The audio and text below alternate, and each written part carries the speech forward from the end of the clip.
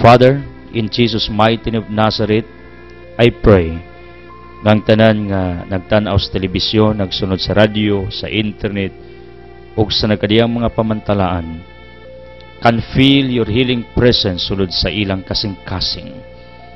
Panalangin ni Amahan ang tanan nga nagbudlay o nagsunod ni ining maong ministeryo. Father, in Jesus' mighty name of Nazareth, I claim and declare for the resolutions of all our curses, bondages, sicknesses, troubles, hatred, anxieties, fears, worries, all our sins. Father, please dissolve as I pray that you may extend your healing touch to each one of us, one by one. Labi na sakit sa ulo, utok, matalong baba, liw kasing-kasing sa atin sa baga, sa kidney, reproductive organ, tissues, muscles, sa bukog, sa panit, sa dugo, chemical imbalance, immune system, nervous system, those who have nervous breakdown, psychological problems, emotional problems, those who are paralyzed, disabled, please, Father, redeem, restore, heal us. Veni Sanctis Spiritus, come Holy Spirit, empower us, enlighten us, comfort us. Santa Maria, San Jose, pray for us. San Miguel, San Gabriel, San Rafael, Silte, Baracajoril, protect us. Jose Maria Escriba, Thomas de Aquinas, Agustin, pray for our wisdom. Padre Pio, pray for our healing. Mother Teresa of Calcutta, pray for our ministry, for the least fortunate. Saint Teresa of Jesus, pray for our loyalty and faithfulness to God. Sa waking Santa Ana, San Vicente, San Roque, Isidro Labrador, Ano de Padua, San John de Cruz, San Pedro Calungso, San Lorenzo Ruiz, Chofilo Camomot, Felice Patrick Piton Berabos, Anthony Olsens, our loved ones in heaven, please be with us, pray for us, as we honor and praise our Almighty God for this wonderful day. In Jesus' mighty name, Amen. Ang atong Ebanghelyo karong adlaw sumala ni San Marcos Kapitulo 1, 7 ngadto og 11. Miingon siya sa katawhan, ang tao nga moanhi sunod kanako mas gamhanan kay kanako. Dili ako takos bisan sa paghubad sa igot sa iyang sandalyas. Namunyag ako kaninyo sa tubig apan siya magbunyag kaninyo sa Espiritu Santo.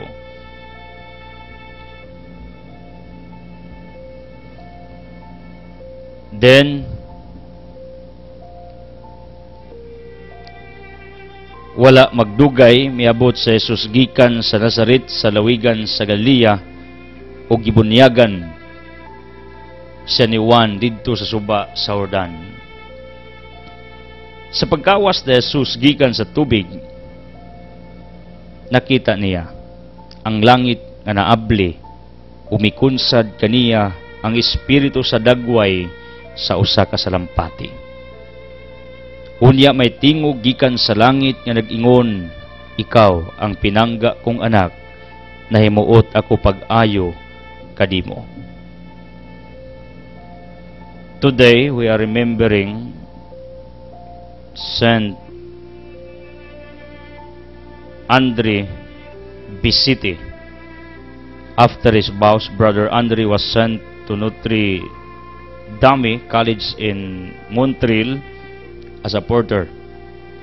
There his responsibilities were to answer the door, to welcome guests, find the people they were visiting, wake up those in school. In 1904, he surprised the Archbishop of Montreal if he could by requesting permission to build a chapel to St. Joseph on the mountain near college. The Archbishop refused to go into debt and would only give permission for Bro Andre to build what he had collected as donation for St. Joseph from haircuts he gave the boys. Brother Andre helped many souls experience healing and renewal on the mountaintop. There were even cases of physical healing, but for everything, Bro Andre thanked St. Joseph. Despite financial troubles, Bro Andre never lost faith or devotion. Brother Andre's mind, it never would be completed because he always saw more ways to express his devotion and to heal others. As long as he lived, the man who had trouble keeping work for himself would never have stopped working for God. On December 19, 2009, Pope Benedict XVI promulgated a decree recognizing a second miracle at Blessed Andre's intercession. On October 17, 2010, Pope Benedict XVI formally declared sainthood for Blessed Andre. Legacy, kini si Andre was not a priest but a brother, a religious. After he received his vows, nagalagad siya isip usa ka porter, tig-ablis portahan, tig-pangitas mga taong ilang bisitaon, then tig-pukaws mga naas eskwelahan, or kadtong mga ilabang working. My point is, simply o very ordinary ang trabaho ni Saint Andre, pero may nagtuklod kaniya na deklarar siya nga santos sa atong simbahan, ang Iglesia Katolika. This reminds is one of us, not necessarily nga dagkong buhat makasanto sa tao. Bisan ginagmay, basta kinasing-kasing kana makasanctify sa atong dastag sa kamanga kalag, ug mauna ang maghatod nato sa gingarian sa Dios. Meaning in our day-to-day life, bisan ginagmay mga buhat nga maayo, and it is dedicated to our Almighty Father, it can sanctify each one of us. One time, Saint Andre asked permission from Archbishop magtukod siya og kapilya ibabos moto. Ang Archbishop nagdudua tungod kay kunyag magkautang-utang. Apan later on, mitugot ang Archbishop na tukod siya in spite of insufficiency sa ilang funding. You know what? The miracle, the chapel was completed with the intercession of St. Joseph the Worker. Ug dito sa ibabaw sa maong bukid, daghang mga renewals, daghan kaayo ug mga nahitabo nga maayo. Labi na mga milagro ug panalangin nahitabo. When I read his biography, nakapamalandong sad ko tungod kay mausad ni ang akong gusto nga at the top of our farm sa bukid adto didto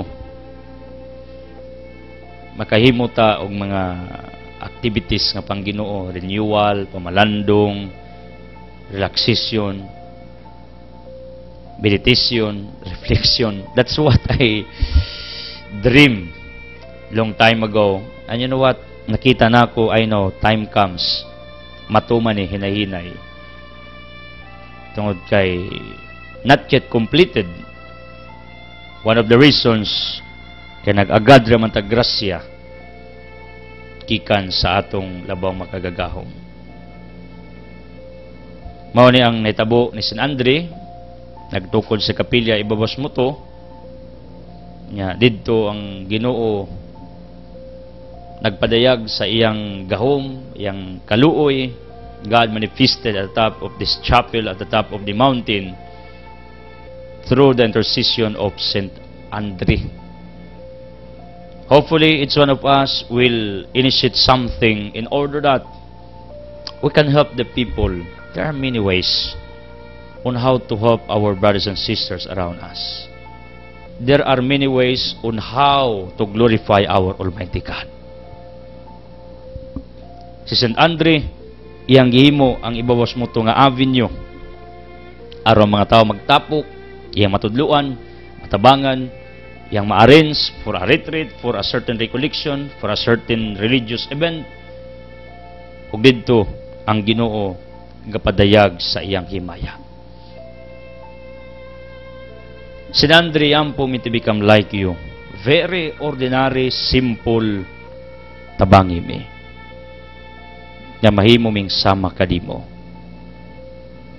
Pray for our healing, miracles, enlightenment, conversion, surprises, and prosperity in our lives. In Jesus' mighty name, Amen. Hallelujah. Power line for today. Leaders spend 5% of their time on the problem. And 95% of their time on the solutions.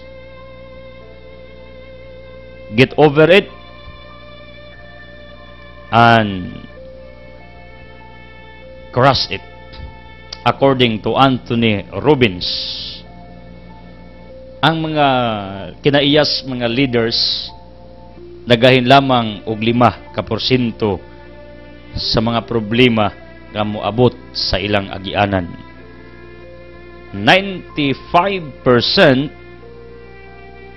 ilang gihatag sa pagsulbad, pagpangitag solusyon, pag-check sa problema, unya pagbuntog, pag-crash, pagwagtang niini. I don't know, kita binali ang atuwa. 95% ang atong gihatag nga atensyon sa atong mga problema, and only 5% ang pagpangitag solusyon niini. That's the reason why ngano nga labihan, kadaghan ang atong mga problema gihapon, because we don't know this principle. Reverse your principle. 5% only supposed to be inyong igahin kung namoy problema, to go over, to check, to study about your problems. And 95%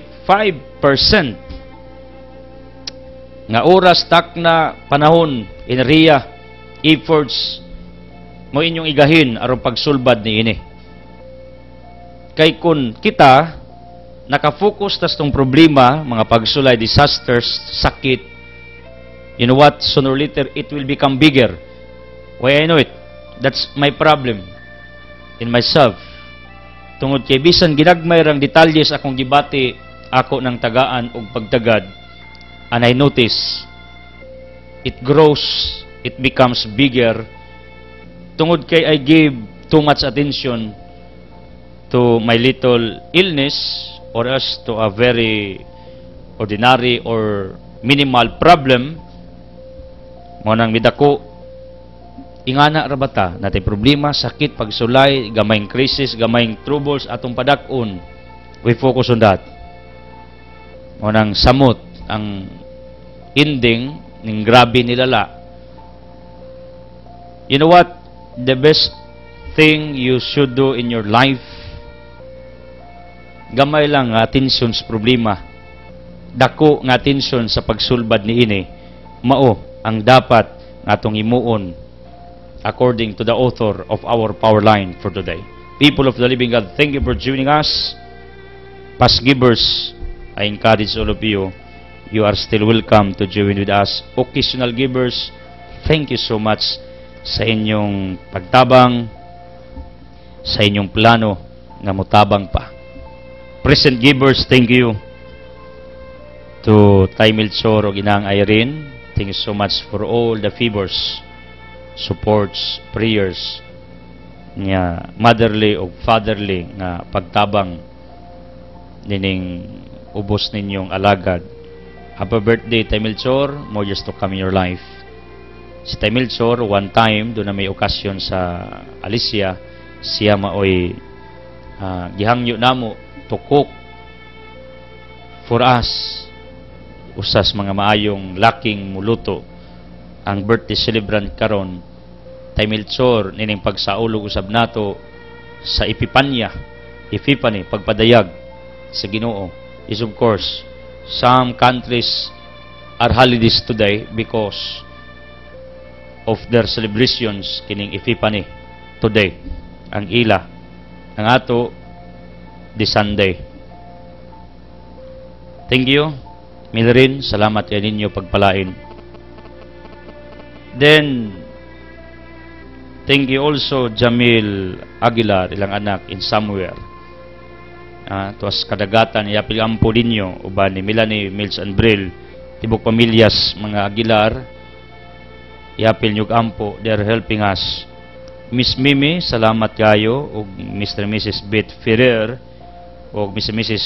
Irenia Nick Barcelona, taga Manila, ipangayag tabang ni Inang Irene, kay taga Manila mampud siya. Salamat kayo. Thank you also Felix Bripasariwa of Anda. Ilang TV dako kayo. Miliot ta matagadlaw. Kay wa nislay puas nga nagsunod sa atong wali. Manang lipay kita tungod kini mga tao ang atong programa. Mao ilang gihimong kabakin, pamahaw sa ilang kinabuhi. Kaniudto pangisnak. Napay don't snack kay kadlaw ng uban mamati sa tuwa. Ginger Resigan in courtesy of Biblic Sunis, ang babaeng way problema kasi smile. Dool ni Summer Spin Kaguran Galingan, Isdaan, Karnihan, thank you so much, pagpalain kayo. Then Duning Galinti, salamat. Uban ni Primo Uditaypa in courtesy of The Limit, grupo nga The Limit sa Garcia, mga manghihatagon. Thank you so much. Then Crescencia Salarda, Pidi Liklik Abusio, thank you. Turalba Sisters of Lucagna, Silerina Abusio, Asteria Galido, Magdutudlo, Kaubang Lukling Bisi o Rusel.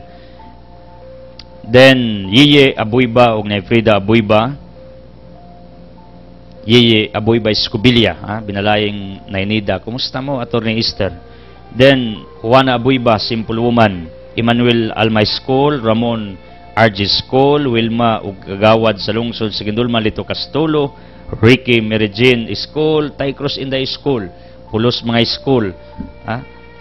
Ilang apelido nindot kay school man, mga ganahan isla mga eskwela kay school good.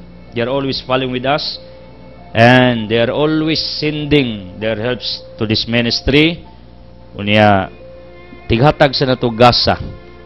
And oftentimes ilatang imbitaron didto sa ila kay pasuruyin ko sa ilang kaumahan nga dako kaadyo.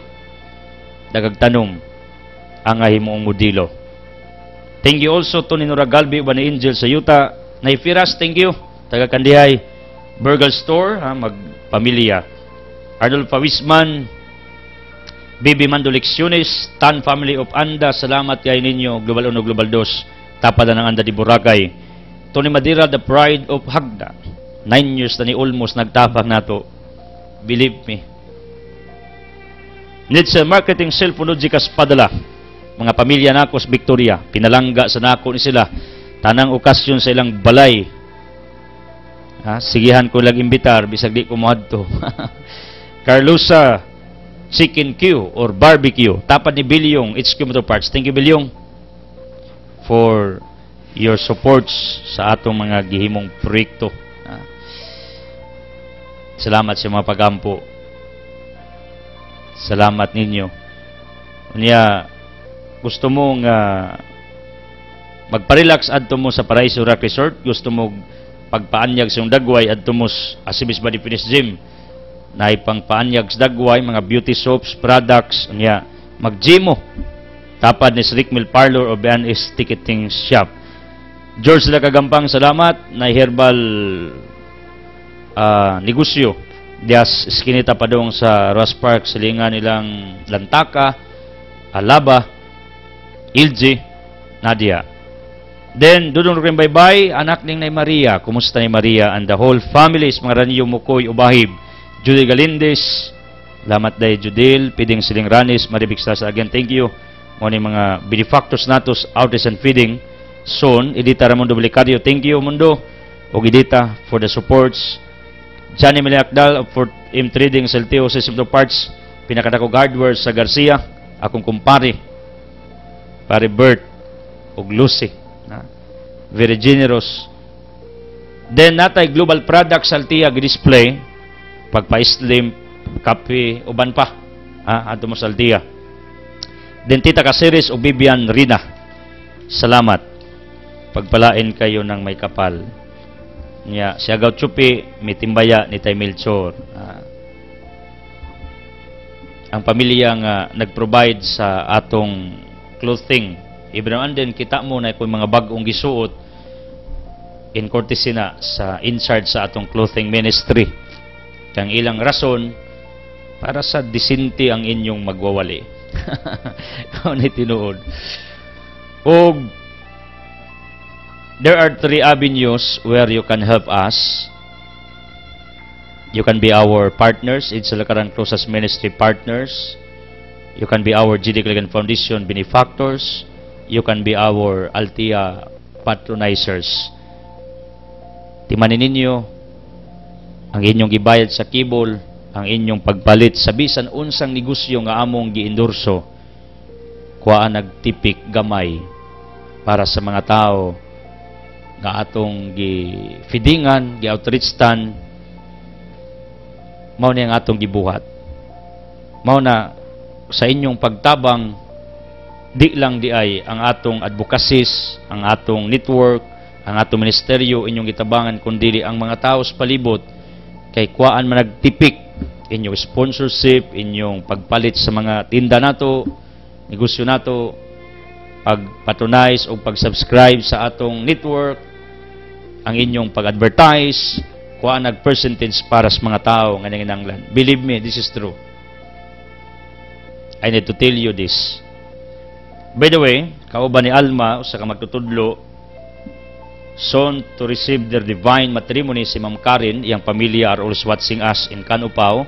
I would like to express my congratulations in behalf of my family para sa iyaha o sa tibok pamilya.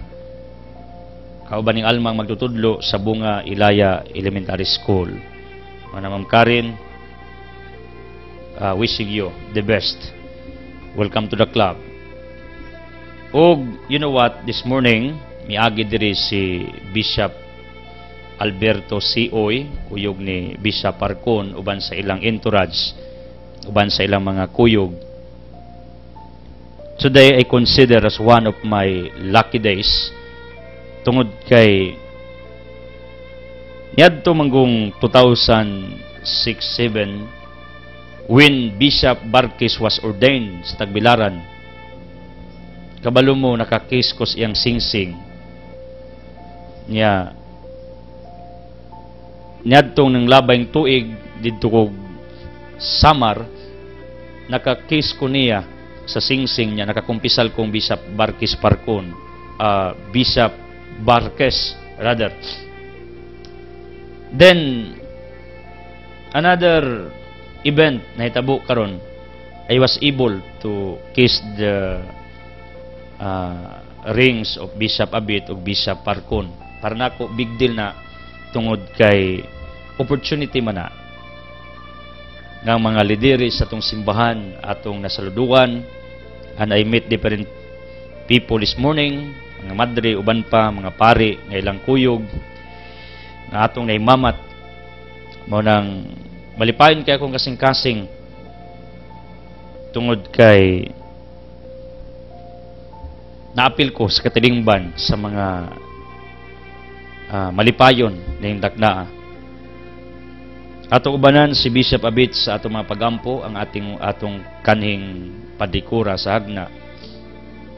Ang igala, siya may nagpadala og sulat sa San Carlos Theological Seminary. Kay dito man sa nagtudlo, iyang gipada siyang amigo nga maoy rektor sa seminaryo, o iyang giingnan paasisan ko para maplastar ang akong further studies. Kaysa man right hand ni Agi ni Bishop Noel sa atong further deepening sa Eskriptura o sa teolohiya.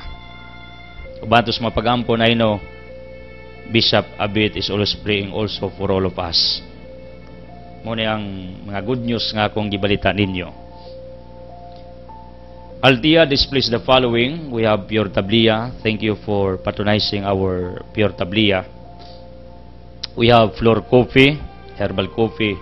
Natay cookies ni Kriston silingang Mimi Chato o Faith. Yeah. Daboy, thank you Daboy sa imong gasa for Tam. Pagpalayan ka Daboy, ubas imong tubog pamilya. We have Pans Carolina, natay nobinahan, Rosaryuhan, akong libro. Natay groceries. Nya pwede mo mga snack sa Altia, dool ni sa Ilihanil, dool ni sa tennis court. Pangitaan ninyong dakong billboard anang Altia. Nasad tay Altia Litson Manok, ang lasa murag Bisaya. Nya luto ay laging bago. Assalamualaikum sa igsoon ako mga Muslim yesterday. Our worker told me, yung sa brother, na nagpa-reserve nga Muslim. Ako mong ingnon nga, why ingredients nato nga bawal sa mga Muslim. Maunang lipay ta tungod kay mga Muslim, nagpatronize usab sa atong litson manok. Meaning, misalig sila nga walay ingredients ana nga supak sa ilaha. Muluto tag ulos baboy, pato, pabo, nya naatay limpo, baligya. Meaning, everyday, nanatay displaying limpo o litson manok. Ang limpo in courtesy of Ortiz family, ang manok in courtesy of Cinderella Fresh Chicken. Bagong manok among pirming giluto nya, bagong luto. Tungod kay just in case na amang gali di mahalin kagabi di man pareha ang dagan matagadlaw, di na namo ipa-display. Amo nang i-dispose sa among mga igala, paulian na lang. Kaya namo pi mga tao mukaon na kay wa man ay problema actually. Pero ang akong gusto nga bag-o gyud para nga bag-o ang inyong makaon. Labi nas mga mulabay nga mga tagalaing lungsod. Nanidol sa Romjik Rygolds ang Altia. Familiar rinyo ang Lotus doon na. Dos Mercury. Niya Doos Romjik Rygolds Thank you Romjik Rygolds for tuning in. In Lion Das DQ Restaurant. Salamat ninyo for tuning in. Monteri Ansang Pinitan. Mga karnian, asa mga visible areas, in and out of our public market, thank you for tuning in. Opisina ng Adilimit, thank you. Kagaw Chupi, kusog yang karaoke. Ug asa mo ga volume, salamat ninyo. Malipay kayo ko tungod kay inyong gimonitor ang atong wali. Usbonako, way gansi nga nagsunod ni ining atong wali. Unya, nasa tay itlog maalat, kang Samig Jiri, niya peanut butter ni Litson King o Pangdan si Adonis, butane ni Edita. Unsa pa? Kung gusto mo display, display mo sa Altia, welcome mo. Mong tugutan. Tapad, Selyakay, Bulkasing Siap, ang atong litsonan. Niya, oftentimes, every now and then, atong agricultural products sa Altia Farm, ato sa nang gi-display diya sa atong display center sa Altia. Usahay, natay tunda, natay saging, kay kamulo pa man mo nang di pa kayo consistent ang atong pag-display ni ana. Pero sometimes na ay abot atong i-display. Mao siya ang akong balita ninyo about itong negosyo. Kay everyday magbalita man ko ninyo, kabantay mo na ibalita sa mga pangitabo sa atong simbahan, niya balita sa atong panginabuhian, nasa ko'y balita ninyo sa atong mga expansions o sa atong mga krusada, sa atong mga gipanghimo, gipangbuhat nining katilingban. Mga haligis ministeryo, keep it up. Salamat inyo. Joe Galintis, thank you so much. Mildred Bidangcor, o sa nito mga ligi. Keep praying for Naikura Iko, she needs millions of prayers, pamilyang Bilgings, Bispring Ilimon. O sa mga magpamilya nga nagtabang nining atong krusada. Salamat ninyo. Salamat sa nagampo, nagtabang, salamat sa nagsunod. May the blessings of the Almighty Father, be upon to all of you. Uban ako si Tunton dining takna. Speaking of our gospel, this is all about sa bunyag ni Jesus Christ. Si Juan mingon nga dili siya angayan takos nga mohubad sa igot siyang sandalyas. Pero siya man maoy gipilis Ginoo kamaoy mo bunyag ni Jesus Christ. And John had no right to oppose the will of God for him. Wa say katungod nga musupak tungod kay siya man gyud mo gipili sa Dios. Mura bang Jonas miikyas in the book of Jonas, pero ang Dios firm sa iyang kagustuhan nga si Jonas iyang gamiton para muwali sa katawhan sa Ninive. Mo na hinungdan nga why nahimo si Jonas tungod kay no one can escape from God. Walay maka-escapos Ginoo. Ako bitaw ni escape naman ko. During my dry season, way back how many years ago, di na ko gana magwali. Sige na ko panindag tabliya. Hapit ko mamatay. It was my second life. Mao ni ang akong point nga way makaikya sa Ginoo. In other words, kung ikaw gitawag ka sa Ginoo, alagaran siya, himayaon siya, simbahon siya, alagaran niyang katawhan, di ka kaikya sa iya. Tungod kayang Diyos mangitag paagi nga iyagi kang paalagaron sa iyang kagustuhan diha sa imong kinabuhi. Munang uban matingala ta sa una ingani siya og ways sa iyang pagpangalagad, karon lahi na pero nangalagad yapon. There's no problem with that. The problem is kung niundang ika totally sa iyong pag-alagad, mo na ang Ginoo mangita nimo sa bisan unsang paagi aron ka lang marehab, ma-retrieve, ma-redeem, ma-restore ang imong serbisyo, ang imong pagpangalagad. Ingani ang Dios kay di man sa gustong muundang ka, di sa gustong mo back out ka, di sa gustong maluya ka sa imong pagpangalagad. You know what? Even Mary told herself nga mayon siya di ko takos, pero unsaon man in Luke chapter 1 mao man kayang gusto.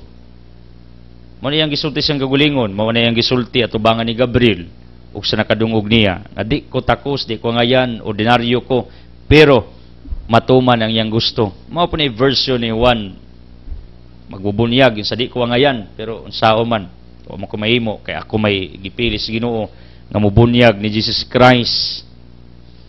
Sometimes kita maabutaan na natanaw natos tong kagulingon nga murag giangay di gyud karapat dapat, pero may dawat na lang kas kamaturan tungod kay imong tan-aw sa imong kagulingon murag way angay, murag di angayan, di karapat dapat, pero lahi man ning pananaw sa Ginoo.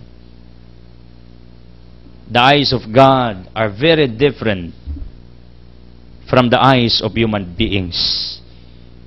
Even the mind of God is very different sa utok sa tao. Isaiah 55 verse 8, ang una-una sa tao, lahi sa una-una sa Ginoo.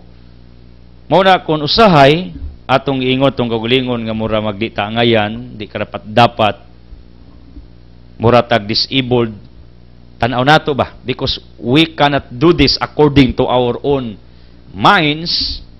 Pero ang pananaw sa Ginoo, you can. Imong pananaw sa imong kagulingon, you can't. But our God sees you in different way because God believes that you can do this. Imo ning mahimo. Pero tanaw nimo sa imong kagulingon, tan-aw nimo di mo mahimo. Mao nang usahay wa tay salig sa tong kaugalingon pero ang Dios dako magsalig sa imo. Ingani ang nitabo ni Juan sa ako di man gyud ko angayan. Yung Boss Maria di man gyud ko angayan. Pero sao man mao may ang gusto.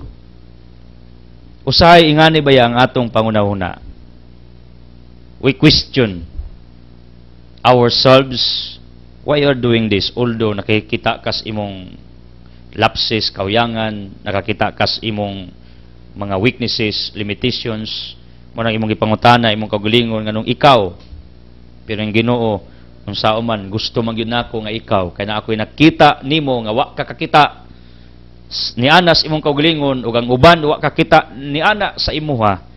This is the reason why I am using you. Nay mga butang nga wa makita ni Juan sa kaugalingon pero ang Dios nakakita. Nay mga butang nga wa makita sa iyang mga higala, mga tao sa iyang palibot, pero ang Dios nakakita.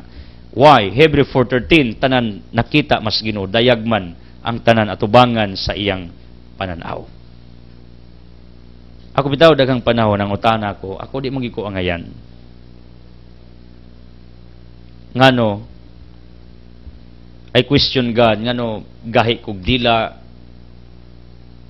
nya sometimes na mga taong mo criticize sa ako nga gahi daw kog diction, pronunciation. Then it's very difficult for me to pronounce correctly. Imbis mauwaw ko na una-una nako. Himo na ko ni nga challenge nga ma-practice pag-aya kong dila. Kay wa man ako tagay limitation nga akong gulingon nga kinanglan this year master na gid nako tanan. No.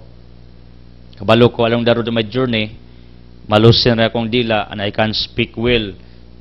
Why I need to tell you like that tungod kay I receive sometimes mga comments pero di nako ana kaayo mo react tungod kay nakita nako nga usa nas akong difficulties. Bisan sa seminaryo, our professor told me sadyang nakaklase ko kadiyot sa militics, miyon siya klusas gahi gikag dila, bulanong gid ka. Katawa na lang ko. Nasa ko'y mga sala. Daghan kayo kong mga loopholes, mga shortcomings, kuyang kong dako. Sometimes nakita kong gulingon, dali kaayong mo back out, mo surrender. Dali kayo kong mo give up. Nakita nako nga dali kayo kong ma-attract og tentasyon. Mo nang, you know what? There were times nga nangutan ako sa Ginoo, Lord, tanaw na ako sa gulingon, di magi ko angayan. Wa magi ko'y angay. Pero tingali deep inside because I felt during those moments that there is an inspiration in my heart. Edsel, continue. Tungod kay mao may akong gustong gamiton tika. Bisan pagtan-aw nimo sa imong kaugalingon, wa kay angay. Bisan tan-aw sa mga tao sa ubas sa palibot, wa kay angay. Pero sao man gyud tan-aw na ako nimo angayan magka. Mao gini akong nakita. This is the reason why I'm still here preaching the gospel. Despite in spite sa akong mga shortcomings, weaknesses, mga loopholes, bisan pas nakita nakong mga apan, mga defects nako. Kaya sao man tanaw sa Ginoo kini mga depekto nato cannot change his mind. Because I believe, Psalm 139 verse 13, ang Diyos man mismo may nag-umol diha sa taguangkan sa sakinahan sa tao. Nya Jeremias 1:5, yung si Jeremias, wa pa kong maimugso, diyan ako spalad sa Ginoo, iyan akong gipili to become the messenger, to become the prophet. Mao ni ang akong gituan, wa pa ko matao. Ang Ginoo nagpili na sa kuha, bisan tan-aw na ko sa gulingon, wa ko'y angay, according to others, wa ko'y angay, pero ang Diyos lahi mag-version. Tanaw niya, tingali, nasa nakita nga wa ko kita, wa mo kita. Nganong, I'm here preaching His gospel. Di man ni trabahong idsel, di ni trabahong tao ang pagwali. Kang bisan kinsa dili.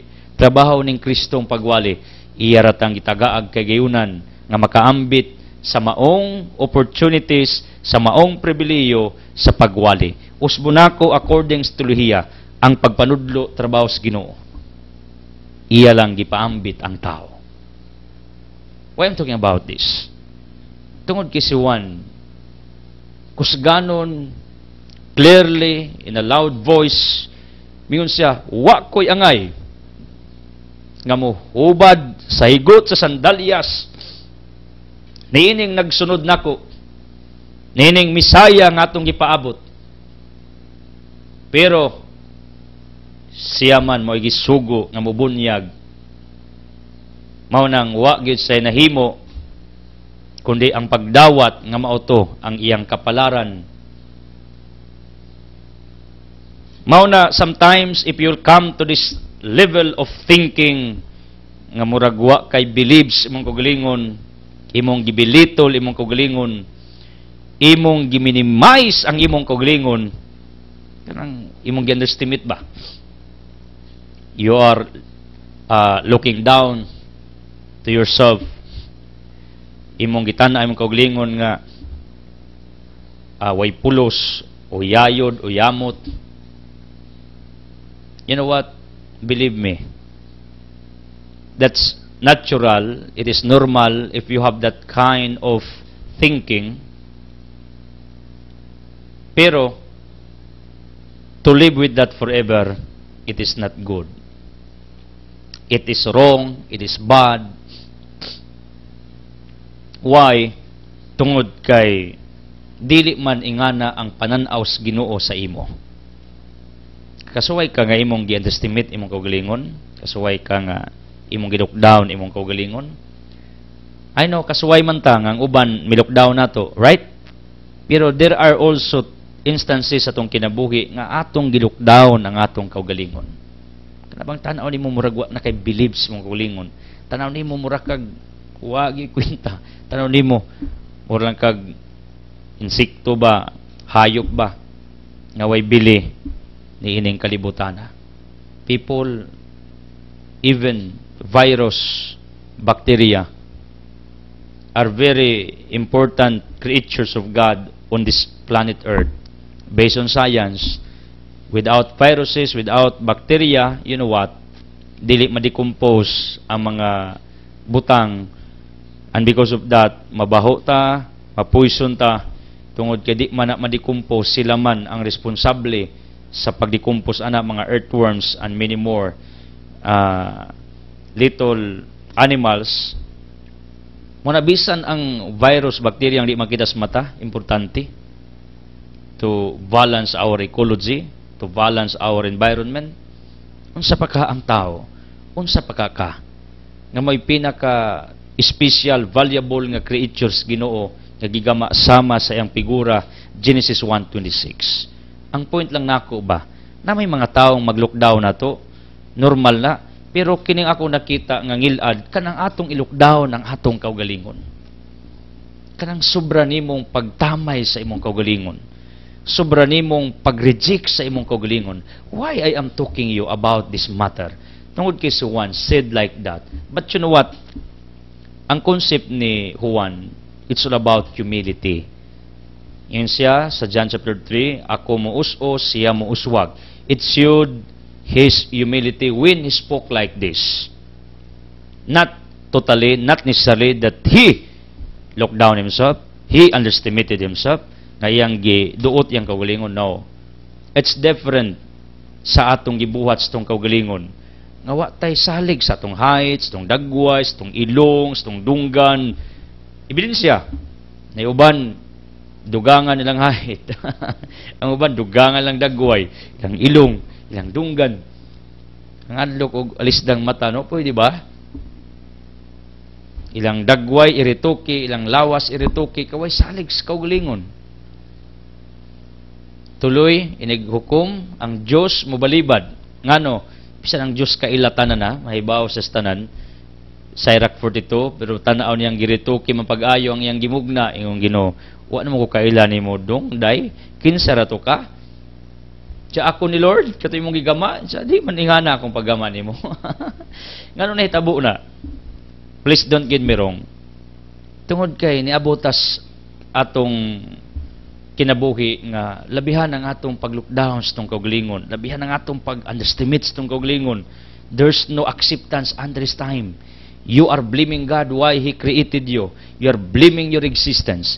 You don't want to continue living on this planet Earth. You want to die because you don't like yourself. Na may panahon nga mga tao, nag-estimate nato, na lockdown nato, nagtamay nato, ay kagool ang Diyos. Wa man maghimo anas imuha, pasag din ang mga tawana. Mabot sang adlaw, sila na sa ibuhatas ingon, Matthew chapter 7, verse 12, golden rule. Kung sa imuon nila nimo, mahitabo pa na nila, mubanda man na. Natural na nga occurrences tong palibot ng mga tao mo estimate nato. Pero ang ilad, as what I have said, kalang kita mismo miluot sa tong kaugalingon, may lockdown sa tong kaugalingon, wa tay salig sa tong kaugalingon, wa tay believe sa tong kaugalingon, di taganahas tong kaugalingon, it is wrong. Lahi man ang you are humble enough, full of humility, from Greek word humos, yuta, na mababsanon ka. Unsa may barometrong humble ka, unas tanan, di ka mo patol og nay makiglalis nimo, makigkontra nimo, dauton ka, di mo balikan, humble ka. Pag na kay problema, pag sulay, padayon kang mibarog, that is showing humility. Tungod kay imong gipadayag ang imong strength. Ug ang strength nga naa nimo comes from God. Meaning, once you will continue fighting against your adversities, miseries, disasters in life, by the help of our Almighty God, that is humility. Humility means asking favors, helps, rescue from someone na makatabang nimo ug waylain ang Dios. Humility means you kneel down, because according to Blaise Pascal, the best position of man on earth is when he kneels down.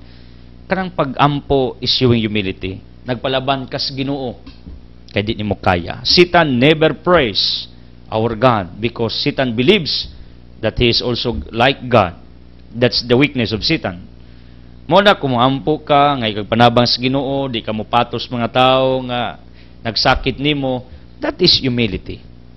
Pero kanang imong i-lockdown imong kaugalingon, idot imong kaugalingon, tamay imong kaugalingon, wa kay beliefs imong kaugalingon, gikauwaw nimo imong kaugalingon, di ka gana makigulubilo kay mauwaw ka, ingana imong dagway, imong postura, imong gesture, ingana ka.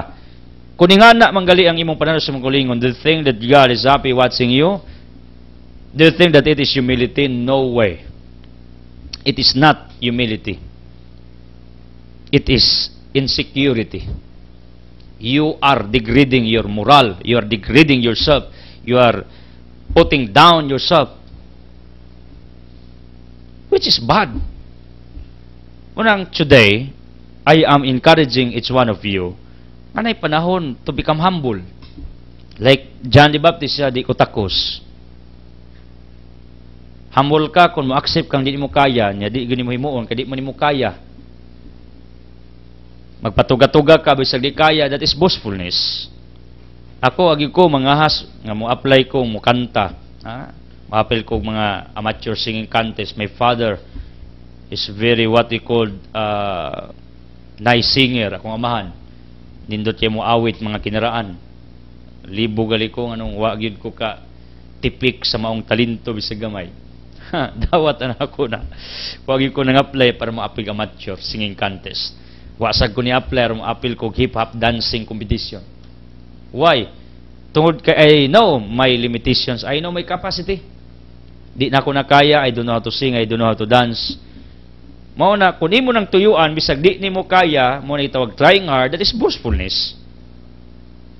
Right? Lahi na siya nga point sa kinabuhi. Kanang suway ka, bisag kay bawa kang di ni mo makaya ba?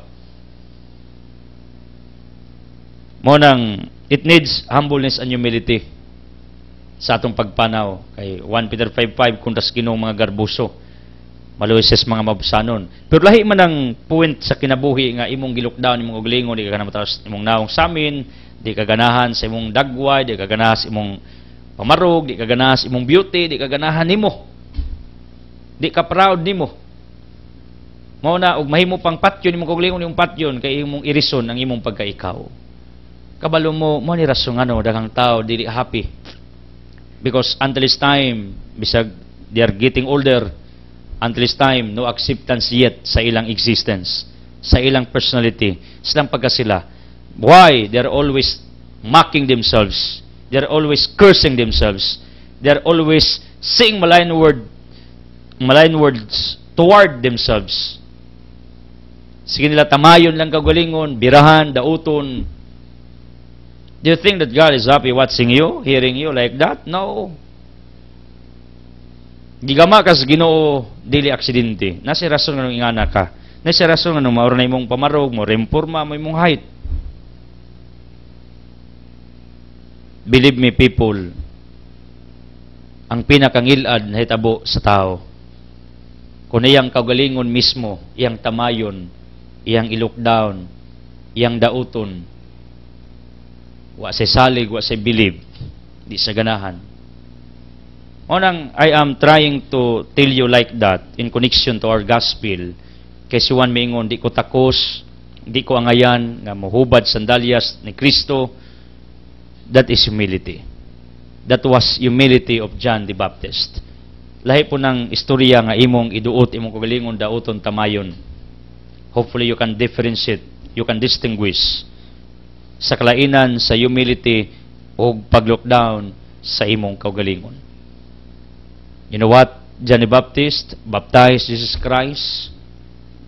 And when Jesus was baptized, ang langit na abli, nakadungog-tingog, doon ay salampati.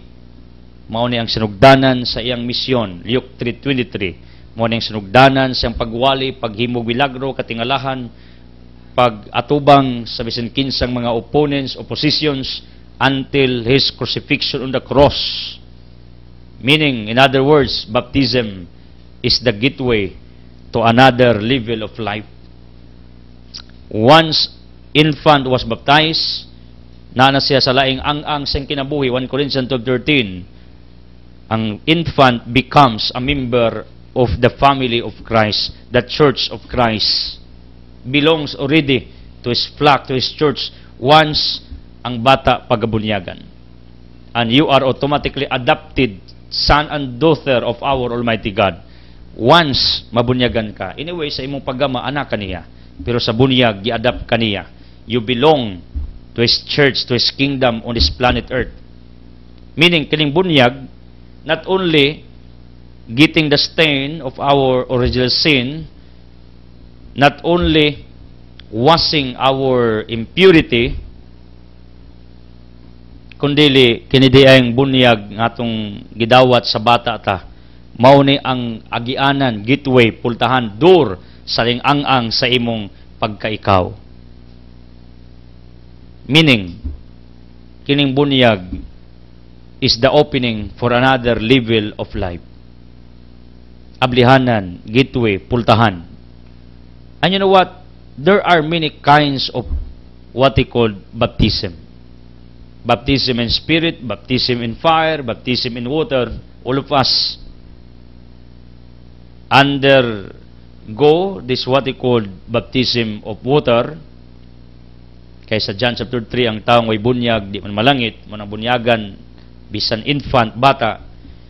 Pero kining gingon ni Juan, nga bunyag sa kalayo, nga pagadawaton from Jesus Christ, according sa mga tiyologo o biblical scholars, kining bunyag sa kalayo, mauni ang iyang pagpasakit, pagpalansang, tungod sa iyang pag-ula siyang dugo, ang langit na abli para kanatong tanan.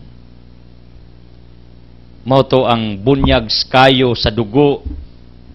Mao to ang gitawag nato og baptism of fire nga gidawat ni Kristo. O may nungdan nga kita nagrasihan, naluwas, na unite Ephesians 2 ang broken relationship between our Father and our ancestors. Mo ni ang gitawag o baptism of fire, baptism sa kadyo. Kita pod sa tong adlaw-adlaw nga pagpanaw, makasinati ta niini for the sake of God, for the sake of our salvation, for the sake of others. We can experience also different baptism of fire tungod sa daghang persecutions, pagsulay, kasakitan, mga di maayo nga atong masinati matagadlaw, because of doing the right things, doing the good things. Mao ni ang mahitabo nato mag-antos ta, pero do not worry. Why? Tungod kay kining bunyaga nindot kay makasanctify nato ni and can lead us to eternal life. When Jesus was baptized by John the Baptist, take note, not because he had an original sin. No. It was the beginning of his ministry. Unlike us, bunyagan ta tungod kay nakapanunod ta sa sala ni Adan ug Eva. Ato na panunod. Si Kristo sa iyang baptism of fire, sa iyang pagpalansang, dito para niya aron malangit siya. Kundili para to nato. You got my point? Ang bunyag nga atong dawaton tungod kay natay sala. Ang bunyag sa kalayo nga atong masinati aron ta malangit. Mao nang you cannot escape from this different baptism sa atong kinabuhi. Tubig ug kalayo. These are inseparables tong kinabuhi. Di pwedeng wa kay bunyag sa tubig. Di pwedeng wa kay bunyag sa kalayo. You cannot inherit the kingdom of God unless naa kaning bunyag sa tubig, naa kaning bunyag sa kalayo. Ngano, ang bunyag sa tubig, it cleanses us from our original sin. Baptism of fire, it cleanses also the dirts, the garbages of our souls. Mao na ayaw mo kaguol ko, nag-antos mo, nasakit mo, naamoy problema, pagsulay, mga katalagman, mga crisis sa kinabuhi, misfortunes, hangad sa langit ug ingnang Ginoo, Lord, thank you. This is my baptism of fire, and I know this can purify me, and because of this, I am ready to face at the judgment arena for all people who are suffering from different illnesses, diseases right now, bedriddens, mga taong himalatyon. Be happy for allowing you to suffer according to Padre Pio Petrelsina, because that is a purification of your souls. Purification na. Mao na kayo kadlok nga bunyagan kaskadyo. Kay ngano, makatabang din na nato. It builds our character. It builds our attitudes. It builds our within. And it purifies our souls. Mao nang may message to all of you. Ayaw mo kadlok sa inyong mga pagsulay kasakitan. Bunyag na. That is baptism of fire. And you need to undergo this kind of baptism of fire, in order that you will become prepared, you will become ready, and you will become entitled to come with God in eternity. Thank you for tuning. Thank you for watching. Thank you for being with me. I don't want to close this broadcast without giving you an opportunity to make Jesus your real provider, the source of miracles. Ngayon yung ikinaka. Kung magampo, di inta ninyo i-lockdown yung kagulingon. Katupay yung huwang di ko angayan, iyatong humbleness. Lahi mo po nang imong ginestimate imong kagulingon nga tanaw ginimong wagi kay hinungdan, lahi na. Please don't do it. Ang Diyos believes on you. Dako siya kayo pagtanaw nimo, respeto nimo, kaya nimo. Ako magampo, kaunta atong dawato ning bunyag sa kalayo, di ta mabalaka sa bisan unsa mga pagsulay, kaysa tinuod lang ang pabor for suffering para nas atoa. As I declare healing, miracles, blessings, surprises, prosperity, conversion, transformation in the mighty name of Jesus Christ with the Holy Spirit sa pag-ampos mal nga Biring Maria. Sa zaman sa anak sa Espiritu Santo. Amen. The word has been furnished to it.